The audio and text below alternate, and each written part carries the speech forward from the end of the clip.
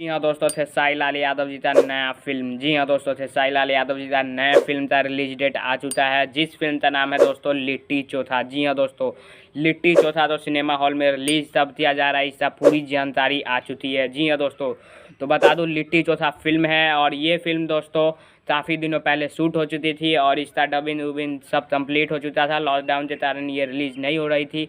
तो दोस्तों इसका रिलीज डेट आ चुका है और इससे प्रोड्यूसर की पहले बात करें दोस्तों, प्रोड्यूसर है इससे प्रदीप थे शर्मा, डायरेक्टर है अपराध पाटिल, स्टाइल सिनेमा, और इससे दोस्तों हीरो और हीरोइन है दोस्तों। हीरो में है थे साई लाल यादव और दो हीरोइनें हैं जो कि एक श्रुति राव और एक है दोस्तों अहंसारी काजल राघवानी। जी हाँ दोस्तों, तो ये सभी इसमें एक्ट्रेस और हीरो नज़र आने वाली हैं और आरडीसी पर इससे जाने और ट्रेलर आप लोगों ने देख लिए होंगे, काफ़ी दिनों पहले रिलीज़ हुआ था और बहुत ही कमाल था गाना। और इसमें मूवी भी बहुत ही कमाल था, जो कि ट्रेलर में कॉमेडी इमोशन सब आप तो एक नया लुत्फ साई लाल यादव जी देखने को मिलेगा।